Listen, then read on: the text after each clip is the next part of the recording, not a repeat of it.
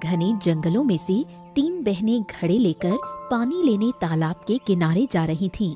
तभी सामने से एक खूबसूरत युवक घोड़े पर जा रहा था। अरे, ये कितना खूबसूरत युवक है। ये तो हमारे गांव का लग भी नहीं रहा। क्यों ना मैं इससे शादी कर लूं? फिर उसके दिल में ख्याल आया, मेरी शादी, क्या कभी मेरी भी शादी हो सकती है? मेरी उम्र इतनी ज्यादा हो गई है। उसने नजरें चुरानी चाहीं, परंतु दिल माना ही नहीं। उसने मन में सोचा, हर लड़की को शादी करने का अधिकार है। इसे कैसे पता चलेगा कि मेरी उम्र ज्यादा है? और ये तो हमारे गांव का भी नहीं है। एक काम करती हूँ, जल्दी से इसे अपने प्रेम जाल में फंसाती हूँ। हाँ, यही ठीक रहेगा। वैसे भी अब तक मेरी शादी का वक्त निकला जा रहा है और गांव में मेरी शादी होने वाली भी नहीं। मुझे किसी बाहर वाले से ही शादी करनी होगी। क्या देख रही हो? चलो जल्दी से, हमें पानी भरना है। देखो पूनम, काव्या, तुम दोनों तालाब से पानी भरो। तब तक मैं थोड़ी सी लकड़ी लेकर जंगल से आती हूँ। ठीक है दीदी, संभल कर जाना। फिर सुगंधा झाड़ियों के बीच से निकल पड़ी और घोड़े के सामने आकर खड़ी हो गई। अरे तुम इधर कहाँ जा रहे हो? इस गांव में मत जाओ, यहाँ के लोग अच्छे नहीं हैं। ये मुसाफिरों के साथ अच्छा व्यवहार नहीं करते। अरे, तुम कौन हो जो मेरे बारे में इतना सोच रही हो? मैं तो दूसरे राज्य से आया हूँ और मुझे आगे और सफर करना है, लेकिन तुम तो मेरी मदद कर रही हो। आज किसी को पहली बार देख रहा हूँ जो मेरे बारे में इतना सोच रहा है। क्यों नहीं, आखिर हम इंसान ही तो हैं। हमें एक दूसरे के बारे में सोचना चाहिए। इसलिए मुझे तुम्हारी फिक्र हो रही थी। चलो, तुमने बहुत अच्छा किया। ठीक है, मैं चलता हूँ। फिर मोहन रहस्यमयी तरीके से मुस्कुराते हुए थोड़ा आगे बढ़ा। अरे, इससे मेरी बातों पर यकीन आ गया। देखो, मैं यहाँ नया हूँ और मुसाफिर हूँ। मुझे आगे कई दिनों का सफर करना है। क्या तुम मेरी इतनी फिक्र कर ही रही हो, तो क्या तुम मुझे रात भर अपने यहाँ रुकने की जगह दोगी, ताकि मैं सुबह होते ही अपने सफर पर निकल सकूं? अरे, ये क्या? मैं तो इसे अपने प्रेम जाल में फंसाना चाहती थी और ये खुद ही मेरे साथ जाने के लिए तैयार है। अरे, ये तो बहुत अच्छा मौका है। मुझे इसे अपने घर ले जाना होगा और गांव वालों से छुपाना होगा, और अपनी दोनों बहनों से भी, क्योंकि उनकी भी शादी नहीं हुई है। कहीं इतना सुंदर युवक देखकर उनके मन में भी शादी की इच्छा न जाग जाए। क्या हो गया?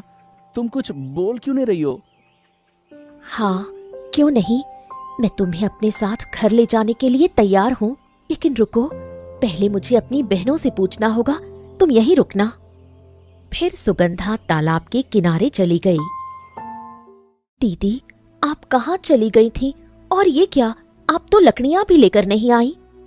हाँ दीदी, क्या हो गया? सब ठीक तो है ना? देखो, मैं तुम दोनों को एक बात बताना चाहती हूँ। इतने दिनों से सोच रही थी कि बताऊं, लेकिन वक्त नहीं मिला। लेकिन आज बता देती हूँ। वो देखो, सामने जो घोड़े पर लड़का खड़ा है ना। हाँ, वो तो है, सुंदर बहुत है। देखो, उस पर नजर मत डालो। वो मेरा प्रेमी है और हम दोनों का 2 वर्षों से प्रेम प्रसंग चल रहा है। लेकिन अब और इंतजार नहीं कर सकती। हम दोनों कल शादी करेंगे, इसलिए आज हम दोनों घर जाएंगे और उसके बाद शादी कर लेंगे। दीदी, जब आप दोनों का प्रेम प्रसंग 2 वर्षों से चल रहा था, तो इतने दिनों तक गांव वालों के ताने सहने की क्या जरूरत थी? आप शादी करके अपना जीवन खुशी से बिता सकती थी। देखो बहन, सब चीजों का अपना वक्त होता है और हम दोनों का भी अब वक्त आ गया है कि हम दोनों शादी करें। इसलिए अब हम दोनों शादी करने वाले हैं। पर दीदी, आज से पहले तो मैंने इसे कभी यहाँ नहीं देखा। मुझे कुछ ठीक नहीं लग रहा है। चुप हो जाओ काव्या, तुम्हें क्या है? हमारी तीनों बहनों की शादी नहीं हो रही, इसका मतलब ये नहीं कि मैं अपने प्रेमी को छोड़ दूं। मैं उसे लेने जा रही हूँ और तुम दोनों उसके सामने कुछ उल्टी पुल्टी हरकतें मत करना, समझ गई ना? सुगंधा वहां से चली गई। पूनम दीदी, ये कुछ अजीब सा नहीं लग रहा? ये मुसाफिर जो घोड़े पर है, आज से पहले हमने इसे कभी नहीं देखा।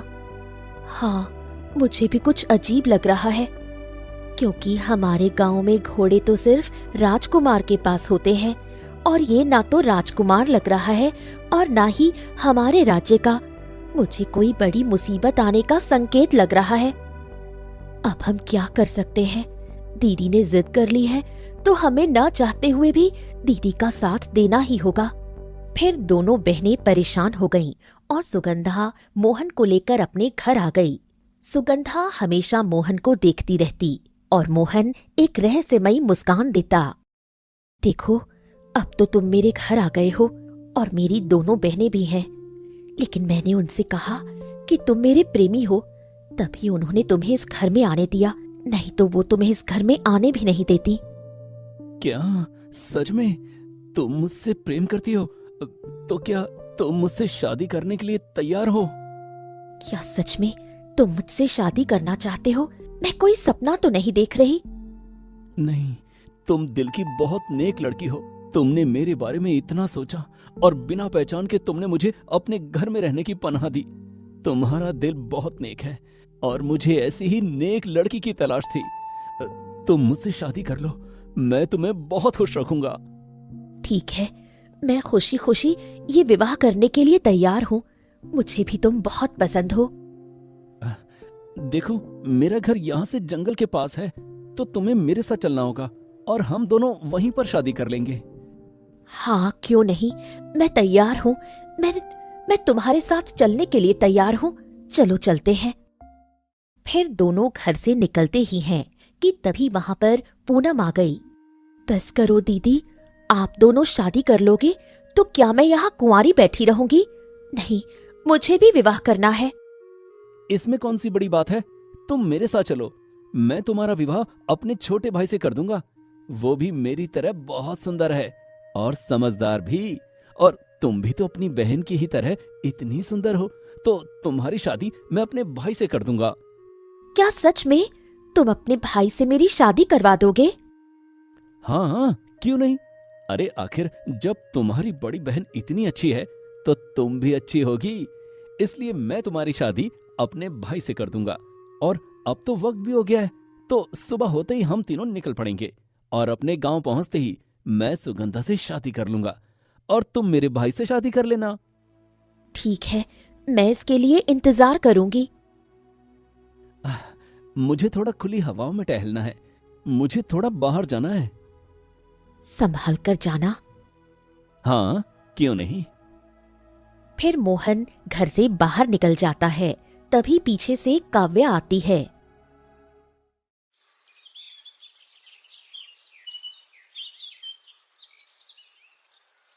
ये आप क्या कर रही हो दीदी? आप इस अनजान आदमी के साथ जाने के लिए क्यों तैयार हो?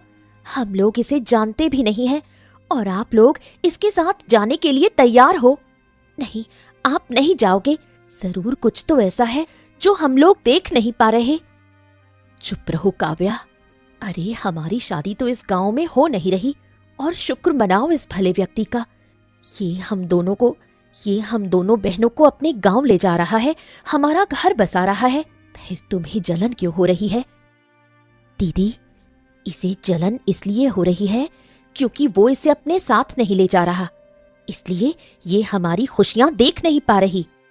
नहीं दीदी, आप मेरी बातों को गलत समझ रही हैं। मुझे आप दोनों की बहुत फिक्र है। भले ही हमारी शादी नहीं हो रही, लेकिन इसका मतलब ये नहीं कि हम किसी के भी साथ चले जाएं। आप मेरी बात पर यकीन करो। चली जाओ यहाँ से, मुझे तुम्हारे मुंह से एक शब्द भी नहीं सुनना। इतने दिनों से जो गांव वालों ने ताने दिए हैं वो अब भी मेरे कानों में गूंज रहे हैं, इसलिए मुझे ये शादी करनी ही होगी, चाहे इसके लिए जो भी हो जाए।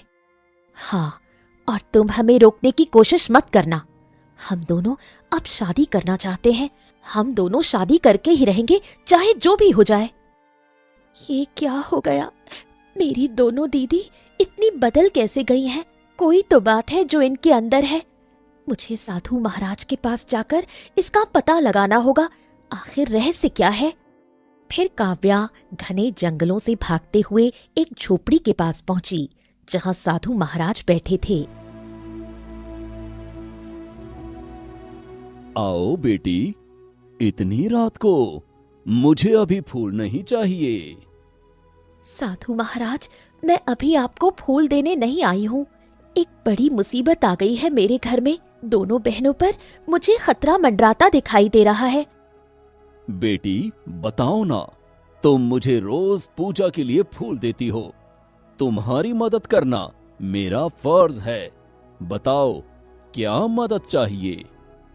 मेरे घर में एक सुंदर युवक आया है घोड़े पर सवार, और वो किसी रहस्यमयी तरीके से मुस्कुराता है और मेरी दोनों बहनों को अपने साथ ले जाने के लिए तैयार है, शादी का वादा करके।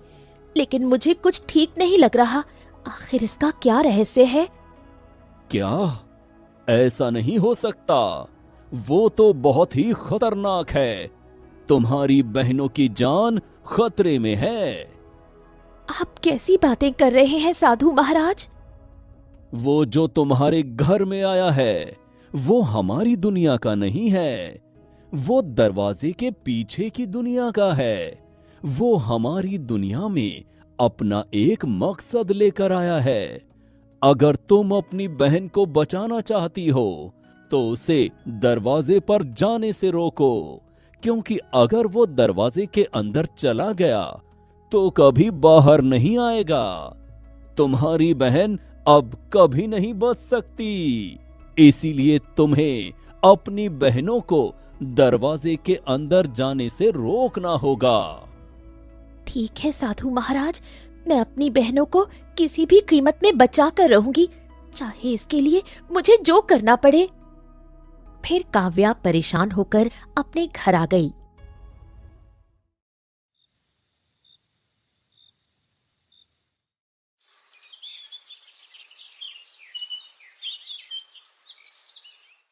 अगली सुबह सुगंधा और पूनम दोनों तैयार होने लगी।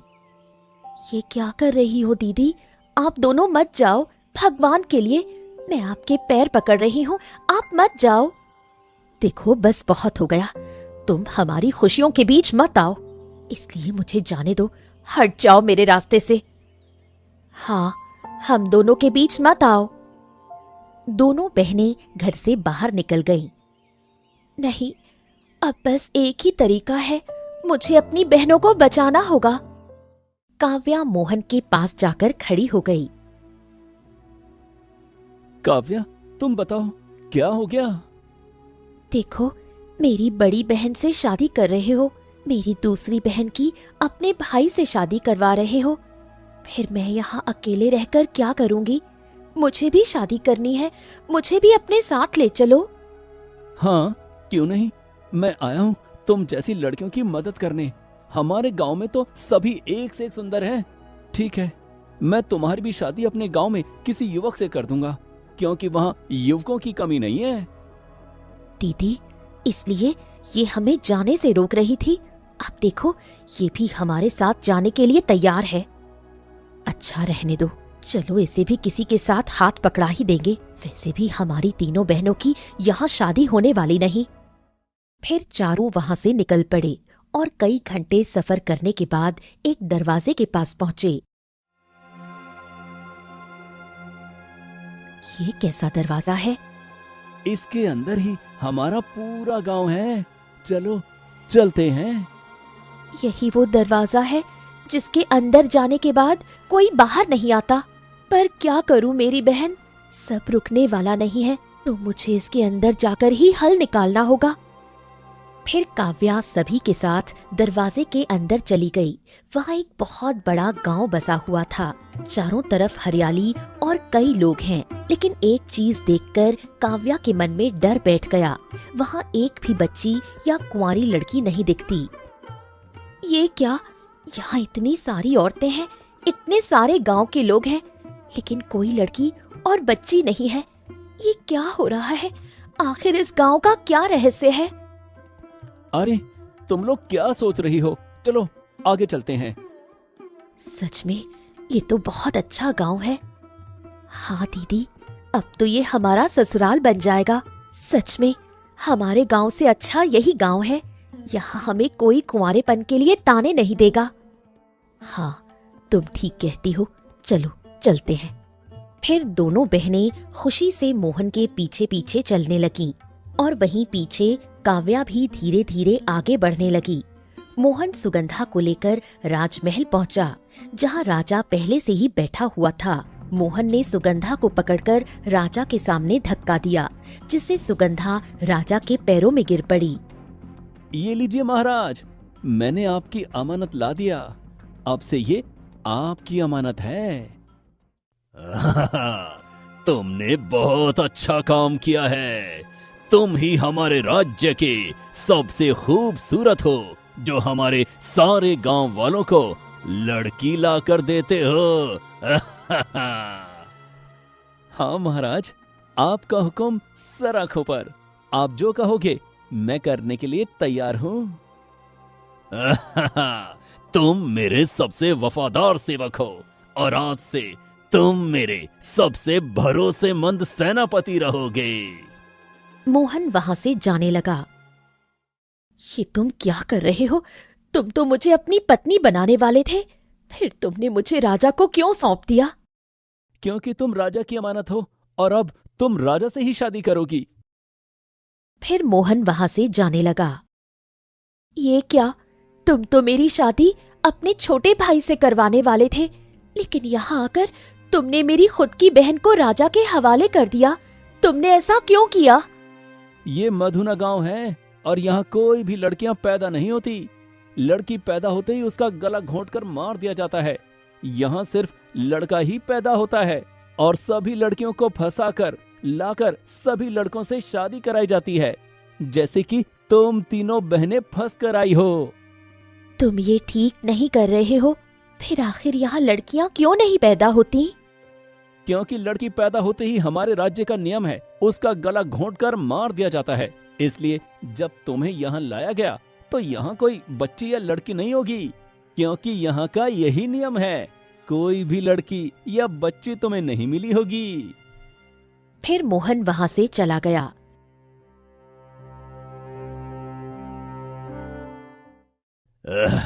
तुम दोनों बहनें सुगंधा और पूनम, मैं विवाह करूंगा।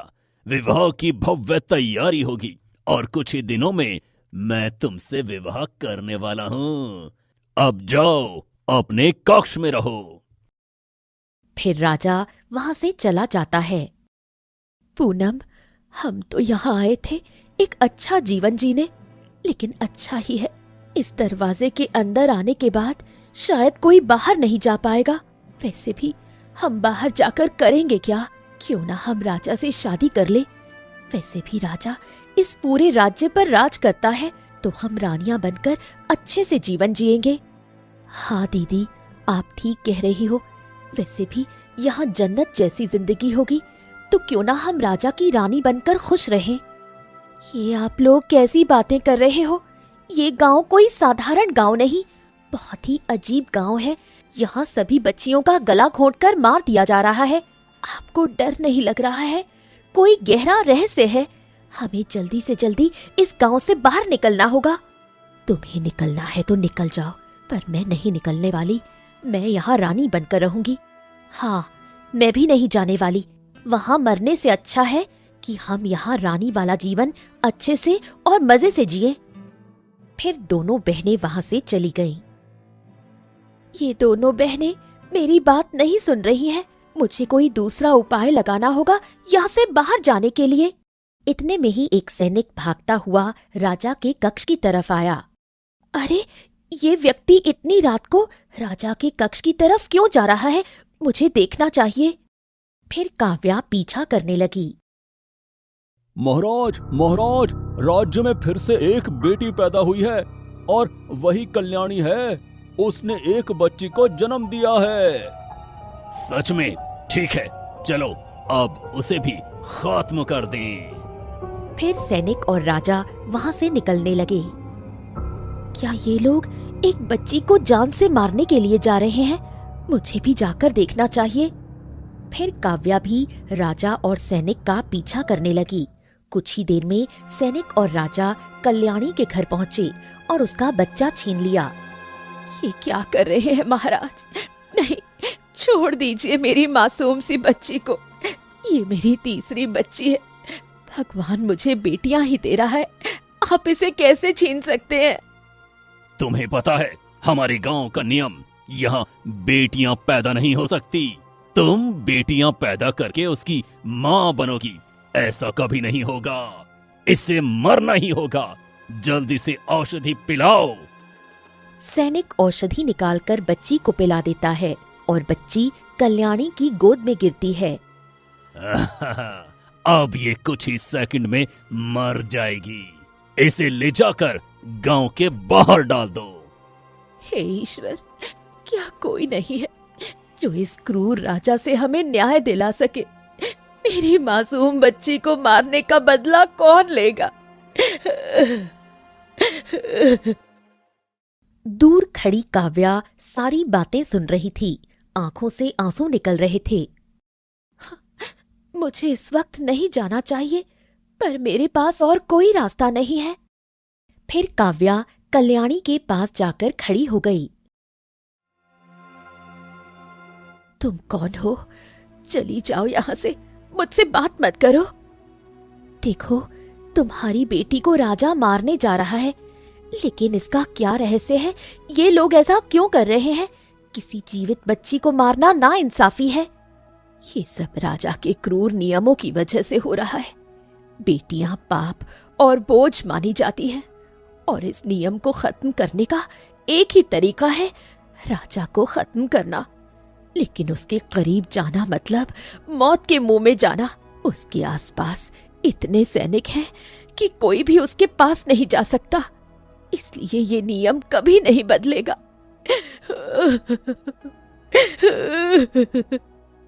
कल्याणी फूट फूट कर अपनी बच्ची को देखकर रोने लगी। मैं समझ गई कि मुझे क्या करना है। अगर मुझे राजा को हटाना है तो इसके लिए मुझे उसके करीब जाना होगा। फिर काव्या राजमहल पहुंची। राजा राज दरबार में बैठा था। सही मौका है, मुझे अंदर जाना चाहिए। फिर काव्या राजा के सामने आकर खड़ी हो गई। अरे तुम यहाँ क्या कर रही हो? महाराज, आप मेरी बड़ी बहन और दूसरी बहन से शादी करने वाले थे, लेकिन मैं सबसे छोटी हूँ। मैं भी आपसे शादी करना चाहती हूँ। मुझे भी आप पसंद हैं। ठीक है, तुम सबसे छोटी हो और इन दोनों से ज्यादा सुंदर भी हो। मैं तुमसे शादी करूंगा और तुम्हारी बहनों से नहीं। मैं सिर्फ तुम्हें ही रानी बनाऊंगा। रानी किसी एक को ही बनाया जा सकता है, वो भी अपनी मन पसंद को। ये सुनते ही सुगंधा और पूनम गुस्से में आ गई। देखो ये क्या हुआ? राजा ने खुद हमें बीच से हटा दिया। दीदी, हमें किसी भी तरह काव्या को रास्ते से हटाना होगा। ठीक है, तो आज ही शादी की तैयारी होगी। आज ही हम तुम्हारी शादी करेंगे। ठीक है, मैं तैयार हूँ महाराज। फिर राजा वहां से चला गया। अच्छा, तो तुमने राजा से शादी करने के लिए हम दोनों बहनों को मना किया था। आप लोग अगर राजा से शादी कर सकती हैं, तो मैं क्यों नहीं? मैं भी राजा से शादी करके इस राज्य की रानी बनना चाहती हूँ और राज करना चाहती हूँ। माफ कर दो दीदी, पर क्या करूँ? अगर आप लोग सीधे मान जाते तो मुझे ये कदम नहीं उठाना पड़ता।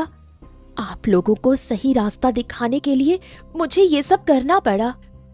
फिर काव्या आंखों में आंसू लेकर वहां से चली गई। सच में काव्या, तुम तो बहुत सुंदर लग रही हो। मैंने कभी नहीं सोचा था कि मैं राजा की रानी बनूंगी। मैंने आपके लिए खास बादाम वाला दूध बनाया है, आप पीजिए। क्यों नहीं, तुम भी पहले पियो, फिर मैं पीऊंगा। ठीक है महाराज। काव्या आधा दूध पीती है और आधा राजा की तरफ बढ़ाती है। राजा जैसे ही दूध पीता है, उसका गला जाम हो जाता है और वो गिरने लगता है। ये क्या? तुमने दूध में क्या मिलाया? मैंने इसमें जहर मिलाया है और मैंने भी इसे पिया है। मैं सबको आजाद करना चाहती हूँ, इसलिए मैंने ऐसा किया। अब आप किसी के साथ कुछ नहीं कर सकते। तुमने ये ठीक नहीं किया। मैं तुम्हें छोड़ूंगा नहीं। अब मैं आपको मारकर इस राज्य को आजाद कर रही हूँ और मैं अपनी दोनों बहनों को भी बचा चुकी हूँ। मैं बहुत खुश हूँ। इतना कहते हुए काव्या और राजा अपनी आखिरी सांसें गिनने लगे। तभी मोहन भाग कर आया। नहीं, ये क्या हुआ? सुगंधा और पूनम ये देखकर फूट फूट कर रोने लगी। सभी गांव वाले वहां आ गए और खुशी से जश्न मनाने लगे। इस लड़की ने कर दिखाया। इसने अपनी जान की कुर्बानी देकर हम सबको आजाद कर दिया। अब हमारे गांव में भी बेटियां पैदा होंगी और हम सब खुलकर अपना जीवन जी सकेंगे। फिर पूरे राज्य में खुशी की लहर दौड़ गई। सुगंधा और पूनम अपनी बहन की इस कुर्बानी को याद करके फूट फूट कर रोने लगी और काव्या की कुर्बानी पूरे राज्य की आजादी बन गई।